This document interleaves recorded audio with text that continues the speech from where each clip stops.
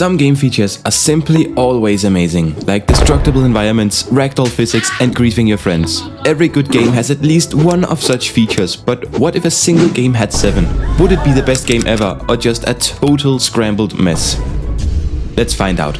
Okay, so the first feature on my list is fluid movement. And honestly, if this isn't in your top 7 game features, you probably need to see a doctor. Anyway, my system had to be absolutely stacked. Of course, starting by the basics, I'm adding jumping, sprinting and crouching. And now we're getting into the slightly harder abilities. The first special movement ability is going to be sliding. A good example of a game with great sliding is Carlson, and in Carlson you can use the slide to generate crazy speed, which is exactly what I want. In the end, it turned out alright. I mean, it is a bit wonky and the speed you gathered when sliding kinda turns into an acceleration boost later on. But whatever, I'll fix it later. Next was wall running, and again, here Carlson is a great example of good wall running, simply because it just feels great. Despite of this, my iteration ended up being a bit wonky. Sometimes it would work perfectly and feel awesome, while other times it would straight up just kill your momentum. I just hope some future version of me gets a revelation and suddenly knows how to fix it. Until then, the epic wall running of random speed remains. Finally, I added the dash, which is by far my favorite of the movement mechanics. Even though the dash felt amazing, adding it basically made everything worse. So far, every feature works about as good as a car fueled with chocolate syrup, and fixing it was a headache. It took a lot of disassembling, sorting and scrapping, but eventually dash and wall running sacrificed themselves for the greater good. May they rest in peace. You'll be remembered, soldiers. Anyway, remaining we still have walk, sprint, jump, some slight crouch thing, and a grapple gun. Oh yeah, I added a grapple gun. This thing is awesome. On the bad side, only one problem remained. To make the crouch work kinda like sliding, I might have taken some devious shortcuts. In return, the speed cap is now removed when crouching, which allows for ridiculous movement speeds. Also, I'm too lazy to fix this, so it'll stay. Finally, I'd say the movement feels pretty fluid, so it's time for something a bit more exciting.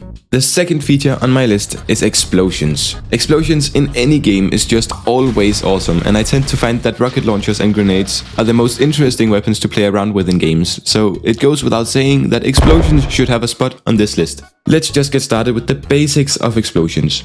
The good old frag grenade. One thing I really like about grenades is that in some games it's possible to hold onto it for too long, which results in it blowing up in your hands. So yeah, you can now hold onto them for too long and...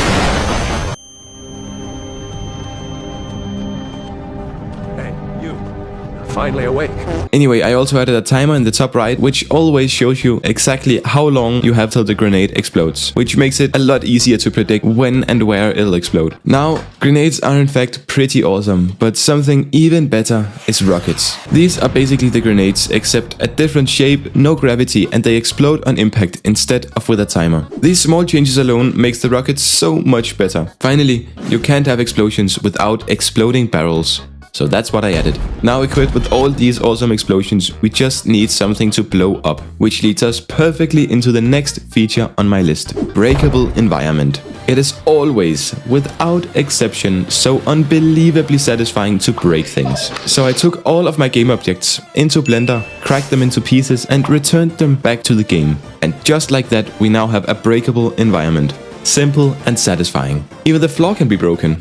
Maybe too easily. Seeing this, I decided to split the floor into tiles, which felt way better. Now that the general game is set up, we need a challenge. And that is exactly what we'll get on spot number 4. Ragdolls.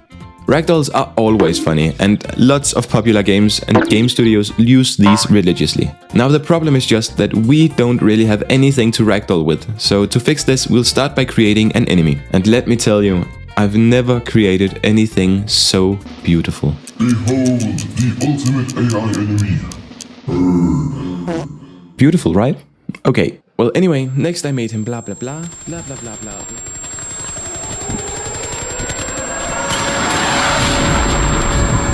Hey, it's rude to ignore me, man. Okay, as I was saying, these enemies will act as homing missiles, targeting you no matter the circumstances. They simply break through anything they touch like it was made of twigs. But as it is now, these slow-ass enemies pose almost no threat. If I move around agilely enough, they'll pretty much never catch me. Obviously, this is bad because, as mentioned, we need an actual challenge. And I've got the perfect solution. Just a nice, calm day on this very nice red block with nothing to worry about. You look peaceful enough.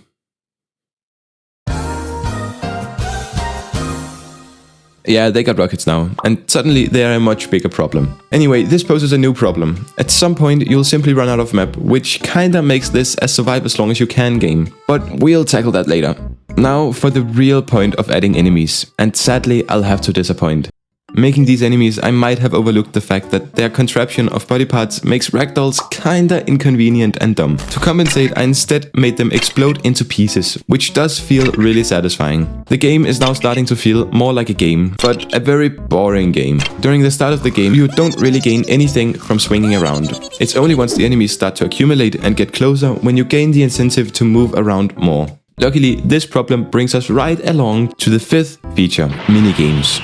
Lots upon lots of games incorporate minigames in one way or another. Sometimes it's the entire game, sometimes they're used to unlock things, and sometimes they're used to see who of your friends is better at button mashing. No matter the purpose, they just always add something important to games, so in my opinion, it's an obvious pick for spot number 5. In my game, I want the minigames to first of all encourage the player to move around the map more, and secondly, do something cool. And what I came up with is this. I'll have a golden loot box spawn on a random one of these hundreds of blocks.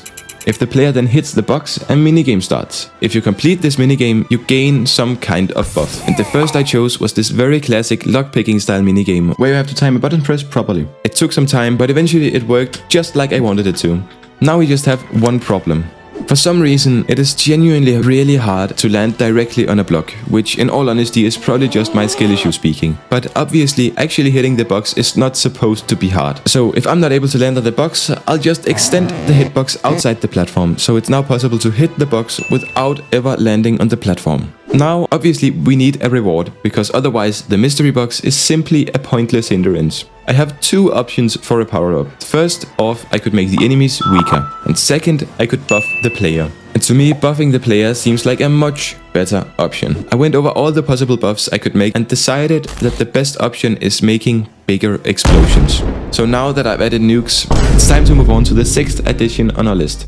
Boss fights. The boss fights are the hardest and most thrilling part of a lot of games. And if you're anything like me, you probably enjoy a good challenge. I had a hard time choosing between this and a couple other options, so if you feel like I chose the wrong one, let me know in the comments which features you think I missed so far or which you think I implemented badly. And I might just add them in a part 2. Anyway, back to the boss fights. The game is currently a little too repetitive for my taste, so adding an occasional boss fight would fit nicely. Now onto the very complex and high-level character design.